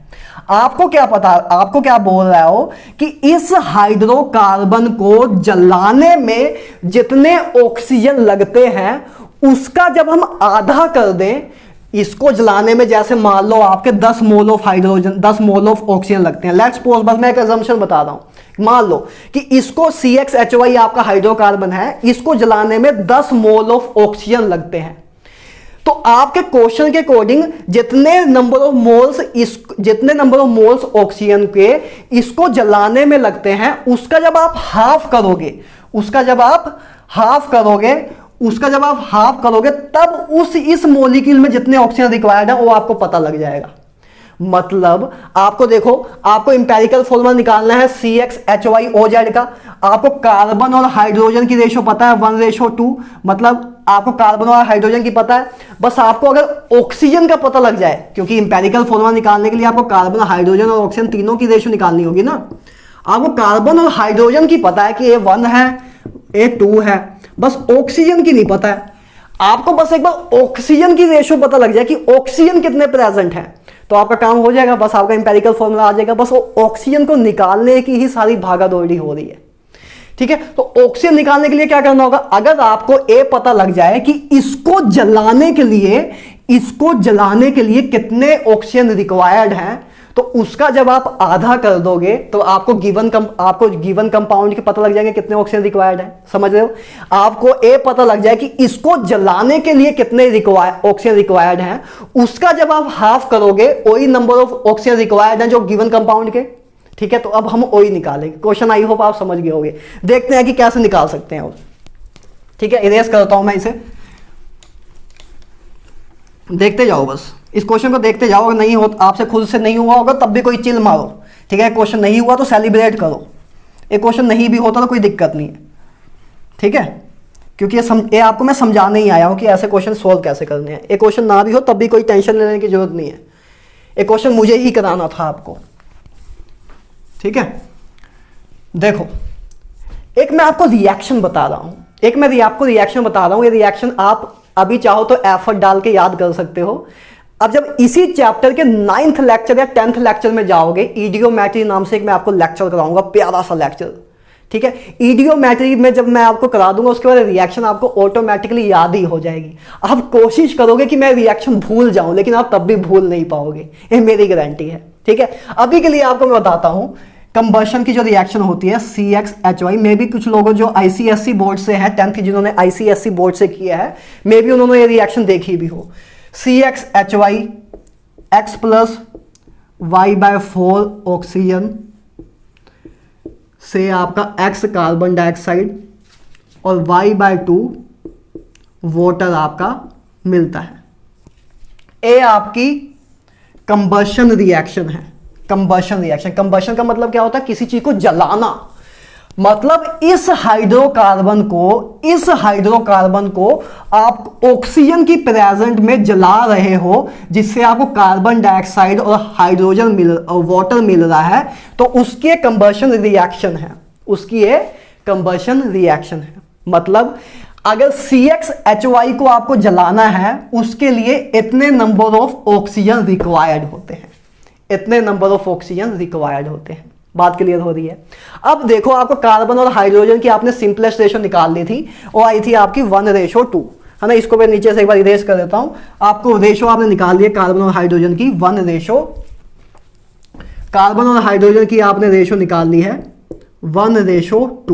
आपका जो ऑर्गेनिक कंपाउंड है वो है CXHYOZ। मतलब आपको X की और Y की वैल्यू पता है, आपको A निकालना है, A आपको नहीं पता है। मतलब आपको X की वैल्यू पता है, Y की वैल्यू पता है, Z की वैल्यू नहीं पता है। यही बात है ना यार, Z की वैल्यू ही तो आपको निकालनी है, सीधी सी बात है यार। X Y Z इनकी वैल्यू आपको निकालनी है। आपको Z निकालना है, Z मतलब कितने नंबर ऑफ ऑक्सीजन है। अच्छा, अब देखो, आपको निकालना है ऑक्सीजन निकालना है, तो सबसे पहली बात देखो कि कितने नंबर ऑफ, आप ये बोल सकते हो ना कि CXHY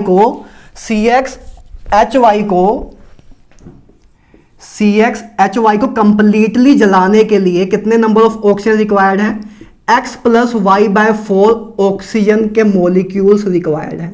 ये आप सिंपली बोल सकते हो कि CxHy को जलाने के लिए कितने नंबर ऑफ मोलिक्यूल्स रिक्वायर्ड है, x plus y by 4 number of molecules required होते हैं। ठीक है, आपको निकालना क्या है बाय फोल्ड, आपको नंबर ऑफ एटम्स निकालने हैं, है ना। इंपेरिकल फॉर्मूला निकालने के लिए आप क्या निकालते हो, simplest ratio of their number of atoms या नंबर ऑफ एलिमेंट।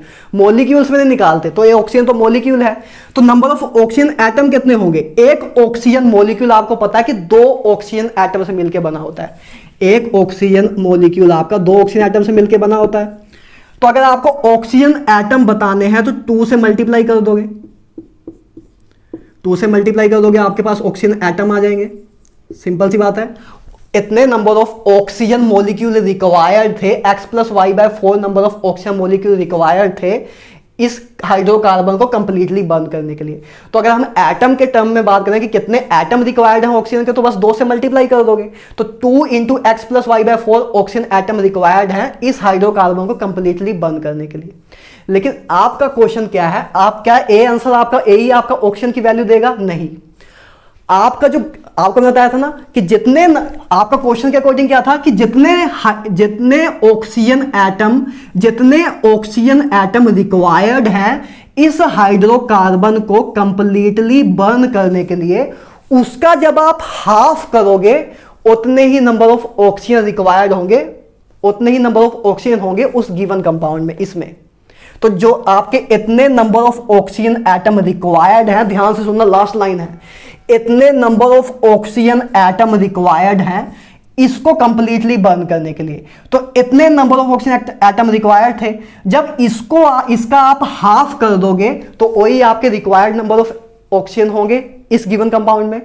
समझ रहे हो? जितने ऑक्सीजन रिक्वायर्ड थे, इतने number of oxygen atom required थे इसको कंप्लीटली बर्न करने के लिए। तो जितने ऑक्सीजन रिक्वायर्ड थे इसको कंप्लीटली बर्न करने के लिए, जब उसका हाफ करोगे, वही था आपको कितने नंबर ऑफ ऑक्सीजन है इस आपके ऑर्गेनिक कंपाउंड में। यही क्वेश्चन में आपको गिवन दिया था कि जितने ऑक्सीजन रिक्वायर्ड है इसको हाफ कंप्लीटली बर्न करने के लिए, उसका जब आप आधा करोगे उतने नंबर ऑफ ऑक्सीजन इस कंपाउंड में प्रेजेंट है। मतलब इसका आधा कर दो तो इसका हाफ करोगे तो क्या आएगा, इसका हाफ करोगे तो मतलब 2 से 2 कट जाएगा, है ना, ये होगा। हाफ करोगे तो 2 से 2 कट जाएगा, तो बस वही करेंगे हम। देखो, तो इसका हाफ जब करें तो x प्लस वाई बाय 4 ही आ जाएगा। तो x बाय 4 क्या है, ऑक्सीजन एटम, ए है ऑक्सीजन एटम प्रेजेंट इन इसमें CxHyOZ में। ए क्या है कि कितने ऑक्सीजन एटम रिक्वायर्ड थे इसको कंप्लीटली बर्न करने के लिए, और आपको क्वेश्चन ने बोला था कि जितने ऑक्सीजन रिक्वायर्ड होंगे इसको कंप्लीटली बर्न करने के लिए, उसका जब आप हाफ करोगे, जो कि हमने किया, उतने number of oxygen atom present होंगे इस मॉलिक्यूल में, इस ऑर्गेनिक कंपाउंड में। बस यही हमने लिखा है। तो x plus y by 4 oxygen atom present होंगे इसमें। बस अब आपको x की वैल्यू पता है, x आपको पता है कि एक क्वेश्चन मार्क है ना, 2 नहीं है, एक क्वेश्चन मार्क है।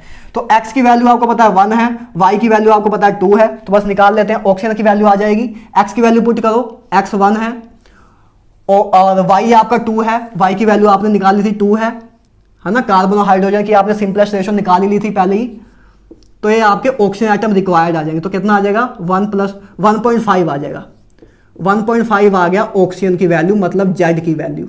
Z की वैल्यू आ गई 1.5, Z की वैल्यू आ गई 1.5। बस अब इंपेरिकल फॉर्मूला आ जाएगा। X भी पता है आपको, Y भी पता है, Z भी पता है। बस देखो, CxHyOZ, तो x की वैल्यू आपकी थी 1, हाइड्रोजन की वैल्यू थी आपकी, y की वैल्यू 2 थी, ऑक्सीजन आपके पास 1.5 है, मतलब 3.2 आप बोल सकते हो, 3.2 है। क्या अभी ये सिंपलेस्ट रेशो में है? नहीं, सिंपलेस्ट रेशो में तो नहीं है, अभी फ्रैक्शन में है। तो इसको सिंपलेस्ट रेशो में लाने के लिए क्या कर सकते हैं, अभी देख रहे हो सिंपली आप कि अभी कार्बन आपका 1 है, हाइड्रोजन आपके 2 हैं और ऑक्सीजन 3/2 है। इंपेरिकल फॉर्मूला क्या होता है, सिंपलेस्ट रेशो। तो इसको सिंपलेस्ट रेशो में आप कैसे निकाल सकते हो, 2 से मल्टीप्लाई कर दोगे, मतलब सिंपल सी बात यही है ना यार, ये 1.5 है, ठीक है, ये 1.5 है। तो इसकी अगर आपको सिंपलेस्ट रेशो निकालनी है तो आप इसको फ्रैक्शन वाली चीज को हटाना है आपको। तो इसको अगर आप 2 से मल्टीप्लाई कर दो इस सबको, तो आपकी देखो 2 से मल्टीप्लाई करोगे 2 हो जाएगा, ये 4 हो जाएगा और ये 3 हो जाएगा। बोलो क्या ऐसा कुछ होगा, 2 हो जाएगा, 4 हो जाएगा और 3 हो जाएगा। जब इस ए आपकी रेशो आ गई थी, आपने जेड की वैल्यू निकाल ली 1.5 मतलब 3/2, एक्स और वाई की आपने निकाल ली थी, तो ए आपकी रेशो आ गई थी। इसकी जब आप सिंपलेस्ट रेशो निकालोगे वो कैसे आएगी, 2 से मल्टीप्लाई कर दो। 2 से मल्टीप्लाई किया तो इधर 2 आ गया, इधर 4 आ गया, इधर 3 बच गया, तो ये आपकी सिंपलेस्ट रेशो आ गई। तो यही आपका आ गया कि कार्बन, हाइड्रोजन और ऑक्सीजन में सिंपलेस्ट रेशो क्या आई, 2, 4 और 3, मतलब C2H4 और O3, ए आपका आंसर आया। अभी जो आपने जेड की वैल्यू निकाली थी ये सिंपलेस्ट रेशो में नहीं थी, इसलिए पहले आपने इसको सिंपलेस्ट रेशो में कन्वर्ट किया, तब आपका आया 2:4:3, और उसके बाद फिर आपका आंसर आया। ऑप्शन चेक करो, क्या कोई ऑप्शन ऐसा था C2H4O3, ऐसा एक कोई ऑप्शन होगा, एक बार चेक कर लो, मैं भी चेक कर लेता हूं कि ऐसा हमारा कुछ मैच कर रहा है। C2H4O3, C2H4, option number D check करो, option number D is our correct answer. Option number D check कर लो, ऑप्शन नंबर डी जो है हमारा करेक्ट आंसर है। आपने देखो जाओ क्वेश्चन में, उसमें लिखा होगा ऑप्शन नंबर डी पे यही चीज लिखी होगी, तो ऑप्शन नंबर डी आपका करेक्ट आंसर है। तो ये आपका यार क्वेश्चन था, आई होप आपको समझ आ गया हो, कुछ भी नहीं था, बस इडियोमैटिक की रिएक्शन थी, इसको बस सोल्व करना था। ये आपको रिएक्शन पता होती तो काम हो जाता, ठीक है। और इस इक्वेशन को यूज करते इडियोमैटिक के बहुत क्वेश्चन हम करेंगे 9th लेक्चर में, ठीक है, ठीक है। तो आज के लिए इतने क्वेश्चन बहुत हैं यार। एक क्वेश्चन मैं अभी लिखूंगा इधर, लेकिन उसका मैं सोल्यूशन नहीं लिखूंगा, उसका आंसर आपको मुझे बताना है, ठीक है। एक क्वेश्चन आपके लिए होमवर्क में छोड़ रहा हूं, देखता हूं कि कमेंट सेक्शन में कौन बताता है, ठीक है। एक क्वेश्चन मैं आपके लिए छोड़ रहा हूं, क्वेश्चन लिखना है भाई, क्वेश्चन सोल्व करना है, एक बार ट्राई मारना जरूर, ठीक है। क्वेश्चन देखते हैं कि इसका आंसर सही कौन बताता है। चलो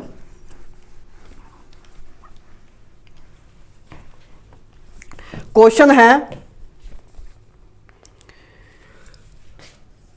है एक कंपाउंड, जल्दी जल्दी लिख देते हैं, ए compound on analysis, A compound on analysis gave the following percentage, gave the following percentage composition, following percentage composition। आपको ये दिया है कि सोडियम आपको दिया है 14.31%, ओके। सल्फर आपको दिया है 9.97%, हाइड्रोजन आपको दिया है 6.22%, और आपको ऑक्सीजन दिया है 69.5%। ये आपको दी हुई है परसेंटेज, ठीक है। आपको कैलकुलेट करना है, कैलकुलेट आपको करना है मॉलिक्यूलर फॉर्मूला, आपको मॉलिक्यूलर फॉर्मूला कैलकुलेट करना है। आपको साथ साथ में ये बताया हुआ है, आपको ये बताया है calculate the molecular formula of compound. Assumption A है, एक अजम्पशन आपको लेनी है, अजम्पशन ए है, ठीक है। अजम्पशन ए है कि all the hydrogen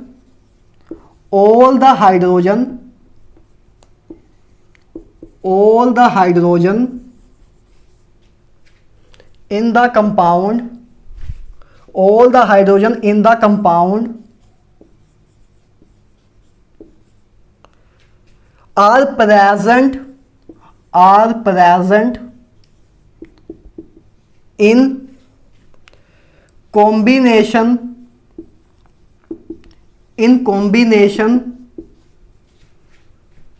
with oxygen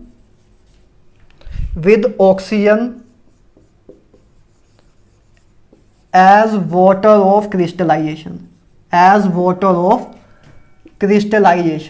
एक बार ट्राई करना है क्वेश्चन, देखते हैं कितने लोग करके आते हैं, ठीक है। इस क्वेश्चन को ट्राई करना, मैं नेक्स्ट क्लास में पहले इसको डिस्कस करूं, शॉर्ट ही नहीं कह रहा, मेरा मूड किया तो मैं करूंगा, ठीक है। एक क्वेश्चन आपको ट्राई करना है कि कर दिया जाए, आधे लोग कह ही दोगे कर दो यार, चलो कर देते हैं, ठीक है। क्योंकि इसमें मॉलिक्यूलर फॉर्मूला वाला क्वेश्चन है, तो आई थिंक मैंने आपको मॉलिक्यूलर फॉर्मूला वाला एक भी क्वेश्चन नहीं कराया, ठीक है। लेकिन करना वैसे कुछ भी नहीं है, ठीक है, सिंपल सही है। देखो एक कर लेते हैं क्वेश्चन, चलो मैं ही करा देता हूँ, आधे खुश हो गए होंगे। हाँ समझ रहा हूँ मैं, आधे तो मुंह पे स्माइल आ गई होगी, चलो हमारा काम बचा। अच्छा देखो, एक कंपाउंड है जिसकी एनालिसिस बता रही है। अच्छा ऑप्शन भी, ऑप्शन नहीं दिया ना मैंने आपको, ऑप्शन नहीं दिया आपको। चलो छोड़ो यार, ऑप्शन क्या देने कि दे दूं, चलो छोड़ो, ऑप्शन छोड़ो, ऐसे ही कर देते हैं, ठीक है। एक कंपाउंड है, वो एनालिसिस है, एक कंपोजिशन दिया कि सोडियम इतने परसेंट है, सल्फर इतने परसेंट है, हाइड्रोजन इतने परसेंट है, ऑक्सीजन इतने परसेंट है। आपको मॉलिक्यूलर फॉर्मूला कैलकुलेट करना है। अजम्पशन ये है कि जितने भी हाइड्रोजन आप निकालोगे कंपाउंड में, जितने भी हाइड्रोजन है कंपाउंड में, वो प्रेजेंट है in combination with oxygen as water of crystallization, कि जितने भी हाइड्रोजन आपके प्रेजेंट हैं वो as a water of crystallization के फॉर्म में प्रेजेंट है। वाटर ऑफ क्रिस्टलाइजेशन कैसा होता है, जैसे आपका कोई कंपाउंड है, जैसे आपका एक कंपाउंड है लेट्स से एक्स, एक्स एक कंपाउंड है, उसके साथ इधर कुछ डॉट में ना वाटर लिखा होता है, एक्स डॉट वाटर, जैसे कॉपर सल्फेट डॉट 5 वाटर लिखा होता है। तो इनको बोलते हैं वाटर ऑफ क्रिस्टलाइजेशन, इसको बोलते हैं वाटर ऑफ क्रिस्टलाइजेशन, ठीक है। जो इसके साथ ये आपका कंपाउंड का फॉर्मूला है, इसके साथ जो लिखे होते हैं इसको बोलते हैं वाटर ऑफ क्रिस्टलाइजेशन।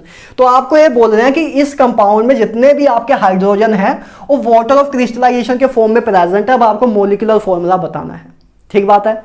देखते हैं, चलो कुछ खास बात नहीं है, ठीक है। देखो सबसे पहले आपको सोडियम वगैरह की ओ दी हुई है, तो बस इनकी और निकाल लो, नंबर ऑफ मोल्स निकाल लो, 14.3, ठीक है, divide by 23, given weight divide by atomic wait, ठीक है। इसी तरह सल्फर का 9.97, ठीक है, डिवाइड बाय 32, ठीक है। Hydrogen 6.22 divide by 6.22 divide by 1, and oxygen 69.5 divide by आपका ऑक्सीजन आपका आ गया 16, ठीक है। तो ए आपके हैं, ए आपने नंबर ऑफ मोल्स निकाल दोगे इधर से आप, ठीक है। नंबर ऑफ मोल्स की सिंपल रेशो हम निकाल लेते हैं, आई थिंक हम कैलकुलेटर का यूज कर लेते हैं जल्दी थोड़ा, क्योंकि लेक्चर की लेंथ ना ज़्यादा हो जाए, ठीक है। तो एक बार हम देख लेते हैं, ठीक है। लेक्चर की लेंथ सिंपल सी कैलकुलेशन ही करनी है। तो ए आ रहा है आपका 14.3 को डिवाइड हम कर दें अगर 0.23 से, तो आपका आ रहा है 0.62, इसको आप जब करोगे डिवाइड तो आपके आ जाएगा, ठीक है। और 9.97 को जब डिवाइड कर देंगे 32 से तो 0.31 ये आ रहा है। 6.22 को तो ये आ जाएगा 6.22, 69.5 डिवाइड बाय 16 तो 14.34 आ रहा है, 4.34 आ रहा है, 4.34 आ रहा है। ये आपकी मोल्स की रेशो आ रही है, ये आपकी मोल्स की रेशो आ रही है। इसकी अब आप सिंपलेस्ट रेशो निकाल लोगे, ठीक है। सब सिंपली हमने नंबर ऑफ मोल्स निकाले, उसकी नंबर ऑफ मोल्स को हमने जब सिंपली सोल्व किया कैलकुलेटर से, मैंने किया कि आपका टाइम बच जाए, ठीक है, और मेरा भी टाइम बच जाए, ठीक है। इसमें तो कोई दिक्कत ही नहीं है, ठीक है। तो ये आपने निकाल लिया। इसके बाद आप सिंपलेस्ट रेशो निकाल लेंगे, सिंपलेस्ट रेशो निकालेंगे तो आपका एम्पेरिकल फॉर्मूला आ जाएगा। देख लेते हैं सिंपलेस्ट रेशो कैसे निकालेंगे। सारी इक्वेशन, सारी रेशो को 0.31 से डिवाइड कर दो, क्योंकि 0.31 ही सबसे छोटा है। तो जब 0.31 से डिवाइड करेंगे, 0.31 से डिवाइड करेंगे, 0.31 जब इससे हम डिवाइड करें तो इधर आपका 2 आ रहा है ना, इसे 2 आ जाएगा, इधर से 1 आ जाएगा, 6.2 तो ये इसका ही 2 गुना है तो ये 20 आ जाएगा। 4.34 तो 0.3 है, 0.3 4.34 डिवाइड बाय 0.31, 3 9 10 11 18 12 14 आ रहा है, लगभग 14 आ रहा है, ठीक है। तो ये आपका 14 आ जाएगा, ठीक है। तो ये आपकी सिंपलेस्ट रेशो आ जाएगी 2:1:20:14, ये आपकी आ गई सिंपलेस्ट रेशो, ठीक है, सिंपल हमने क्या काम किया, आपको परसेंटेज दी थी, आपने given weight divide bye molecular atomic weight किया, सिंपली सबसे वही काम किया। तो उसके बाद आपकी सिंपलेस्ट रेशो आ जाएगी। ठीक है, आपने सिंपलेस्ट रेशो निकाल ली।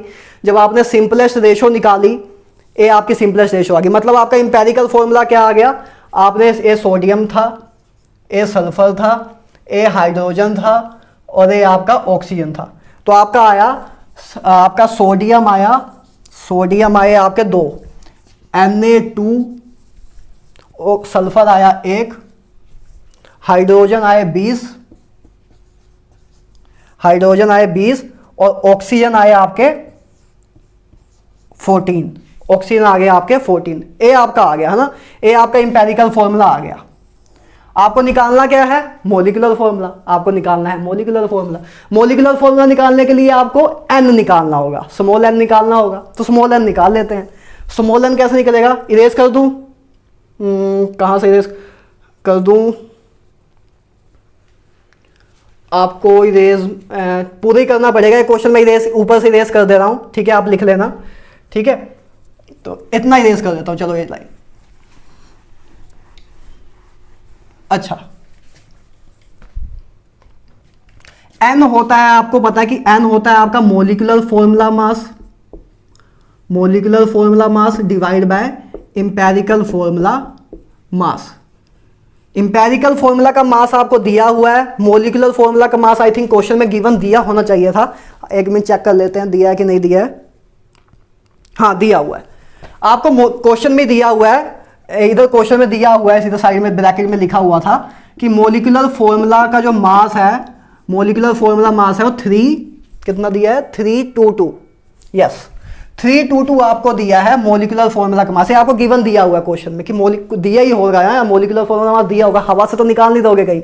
मोलिकुलर फॉर्मूला का मास आपको दिया है कि 322 है। ठीक है, मोलिकुलर फॉर्मूला मास पता है, इंपेरिकल फॉर्मूला मास आप निकाल सकते हो। आपको ये पता है इंपेरिकल फॉर्मूला आपके पास है, तो इंपेरिकल फॉर्मूले का मास तो आप निकाल ही सकते हो ना। कैसे निकालोगे, आपके पास Na2SH20O14 है, तो इसका मास तो निकाल ही सकते हो ना। कैसे निकालोगे, 23 × 2 प्लस सल्फर 32 प्लस 20 × 1 प्लस 14 × 16 ए करोगे तो आपका इसका पूरा इंपेरिकल फॉर्मूला का मास आ जाएगा।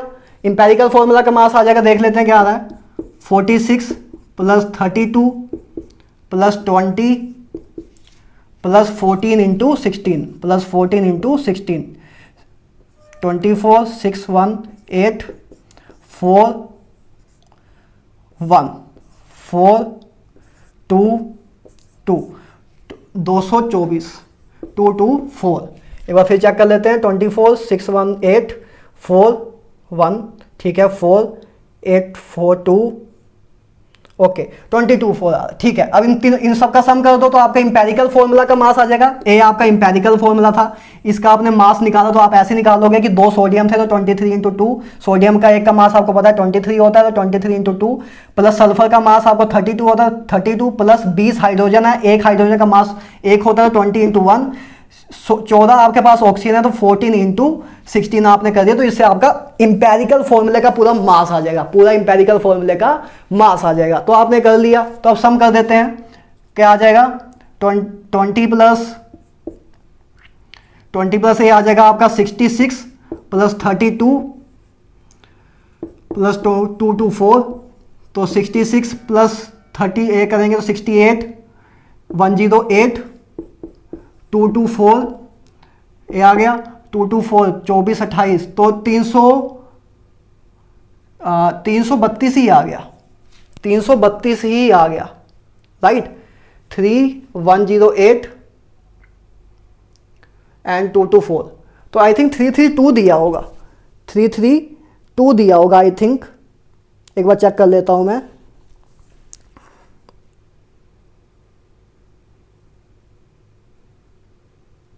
टू इंटू 3, ओके 322 ही दिया है आई थिंक। हमने कुछ कैलकुलेशन में गलती की है, क्या गलती की है एक बार चेक करो, क्योंकि सिंपलेस्ट रेशो में आ जाना चाहिए अपने आप ही, सिंपलेस्ट रेशो में आ नहीं रहा है अभी।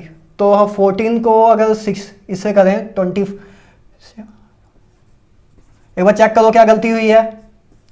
4 1 4 2 224, ठीक है 224 ये आ गया। 23 को इससे किया 46 आ गया। 46 को एक बार कैलकुलेट कर लेते हैं जल्दी जल्दी, कुछ कैलकुलेशन ही मिस्टेक हुई है हमसे और कुछ नहीं हुआ है, बाकी सब आई थिंक सही है। तो 46 प्लस 32 प्लस 20 प्लस 224, तो 322 तो आ रहा है। मैंने क्या गलत कर दिया, ठीक तो आ रहा था। तो हमने गलत क्या किया है एक्चुअल में, 46 को प्लस 32 से किया हमने तो 66, तो ओ हो इधर 98 आना था ना यार, 98 आना था है ना। 66 को प्लस करना था 32 से तो 98 आएगा, सॉरी ठीक है। तो 98 आ जाएगा, फिर अपना 322 आ जाएगा, 322 आ जाएगा, ठीक बात है। ठीक है, छोटी सी एक सिली मिस्टेक है हमारी, कैलकुलेशन मिस्टेक है, ना चलता है, ठीक है। तो 322 आ जाएगा आपका, लिखने ना लग जाना कमेंट सेक्शन में, अरे सर आपसे गलती हो गई, अरे मैं भी इंसान ही हूँ, ठीक है। तो 98 प्लस 224 आ गया। कंसेप्चुअल मिस्टेक कभी नहीं होगी, सिली मिस्टेक, कैलकुलेशन मिस्टेक हल्की फुल्की हो सकती है, वो भी रेयर होता है मेरे केस में, ठीक है। आज गर्मी बहुत ज़्यादा है, ठीक है, ऊपर से आज पूरे दिन मैं क्लास ले चुका हूँ पहले भी अपनी बहुत सारी, तो थक गया हूँ मैं वैसे भी, लेकिन आपको लग नहीं रहा होगा, आई होप मेरा जोश पूरा आप तक जा रहा है, आपको मेरी एनर्जी लो नहीं लग रही है, ठीक है। तो 98 प्लस 22 ए करेंगे तो हमारा 3222 ही आ रहा है। तो हमारा इंपेरिकल फॉर्मूला का हमने मास निकाल लिया, वो आ गया 3222। तो इसको इरेज करते हैं, 3222 ही आ गया। आपको मॉलिक्यूलर फॉर्मूला का मास भी दिया है 3222, ठीक है। इंपेरिकल फॉर्मूला का मास भी आपका आ गया 3222, तो आपका n की वैल्यू क्या आ गई, 3222 डिवाइड बाय 3222 मतलब 1 आ गई। n की वैल्यू आपकी 1 आ गई, मतलब इधर इस केस में आपका मॉलिक्यूलर फॉर्मूला इंपेरिकल फॉर्मूला के बराबर हो जाएगा। सिंपल सी बात है कि जो आपका इंपेरिकल फॉर्मूला है वही आपका मॉलिक्यूलर फॉर्मूला हो जाएगा, तो यही आपका मॉलिक्यूलर फॉर्मूला है, ठीक है। लेकिन अब एक अजम्पशन कही थी आपको, कि अजम्पशन क्या है कि जितने भी हाइड्रोजन हैं उस कंपाउंड में वो प्रेजेंट होंगे as a combination of water of as a combination with oxygen as a water of crystallization, कि ये जो आपका मॉलिक्यूलर फॉर्मूला है, कंपाउंड है, इसमें जितने भी हाइड्रोजन हैं वो आपके as a water of crystallization के फॉर्म में प्रेजेंट होंगे। मतलब अभी ये सही रिप्रेजेंटेशन नहीं है, इसकी सही रिप्रेजेंटेशन क्या होगी, Na2, देखो आपके वाटर ऑफ जितने भी हाइड्रोजन आपके थे वो सब के सब वाटर ऑफ क्रिस्टलाइजेशन के फॉर्म में प्रेजेंट है, ठीक है। आपको पता है वाटर क्या होता है, आपको पता है, अगर मैं इसको इरेज करूं, आपको पता है वाटर क्या होता है, H2O, वाटर होता है H2O, मतलब 2 हाइड्रोजन और 1 ऑक्सीजन से मिलकर बना हुआ कंपाउंड को हम बोलते हैं वाटर, ठीक है। अब आपको बोला कि जितने भी हाइड्रोजन हैं वो कंबाइन हो, ऑक्सीजन से कंबाइन होकर वाटर ऑफ क्रिस्टलाइजेशन बना रहे हैं, तो इसमें 20 हाइड्रोजन है, 20 हाइड्रोजन है। तो 20 हाइड्रोजन से मैक्सिमम कितने वाटर बन सकते हैं, जब 2 हाइड्रोजन होते हैं तो उससे 1 वाटर का मॉलिक्यूल बनता है, तो 20 हाइड्रोजन है तो मतलब 10 वाटर के मॉलिक्यूल बनेंगे, तो मतलब 10 वाटर ऑफ क्रिस्टलाइजेशन बनेंगे। तो देखो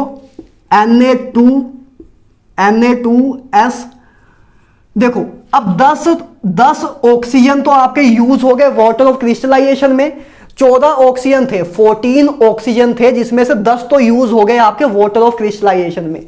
कितने बचे, 4 बचे, तो 4 आपके इधर बचे, O4.10 वाटर। एक्चुअल रिप्रेजेंटेशन इसकी आप ऐसे करोगे, बस अजम्पशन के लिए ए यार है। देखो सेम ही चीज, इसमें भी 20 हाइड्रोजन है, 14 ऑक्सीजन ही आ रहे हैं, लेकिन बस रिप्रेजेंट करने का तरीका अलग हो गया, क्योंकि हमने अजम्पशन ये मानी कि सारे के सारे हाइड्रोजन थे जो वो as a water of crystallization के फॉर्म में प्रेजेंट है, जो ऑक्सीजन से कंबाइन होने के बाद वाटर ऑफ क्रिस्टलाइजेशन बना रहे हैं। तो आपके पास 20 हाइड्रोजन थे, तो 20 हाइड्रोजन के साथ 10 ऑक्सीजन कंबाइन होकर 10 वाटर ऑफ क्रिस्टलाइजेशन बना लेंगे, तो मतलब 10 ऑक्सीजन आपके यूज हो गए वाटर ऑफ क्रिस्टलाइजेशन में, 4 ऑक्सीजन बचे आपके, वो मेन फॉर्मूले में आ गए। तो ये आपका फाइनल फॉर्मूला है, यही आपका मॉलिक्यूलर फॉर्मूला है गिवन कंपाउंड का। राइट। तो हमने एक क्वेश्चन भी कर लिया यार आपके लिए, अब बस डीपीपी बची है, आपको एक क्वेश्चन भी करने की जरूरत नहीं है। तो एक क्वेश्चन हमने कर लिया, बेस्ट से बेस्ट जितने हो सके इंपेरिकल फॉर्मूला और मोलिकुलर फॉर्मूला के हमने क्वेश्चन कर लिए। लेक्चर की लेंथ काफी हो गई होगी, आई होप आपको मजा आया होगा। इंपेरिकल फॉर्मूला और मोलिकुलर फॉर्मूला के सारे कंसेप्ट आपके क्लियर हो गए होंगे। इसके बाद आपके इससे हाई लेवल के क्वेश्चन नहीं आ सकते मोलिकुलर फॉर्मूला और इंपेरिकल फॉर्मूला से, ना जेई मेन में, ना जेई एडवांस में, ना नीट में। ठीक है, तो आज के लिए इतना ही। डीपीपी आपको मिल जाएगी आज के लेक्चर की, उसको सॉल्व कर लेना। मिलते हैं नेक्स्ट लेक्चर में, आज के लिए इतना ही। All the very best.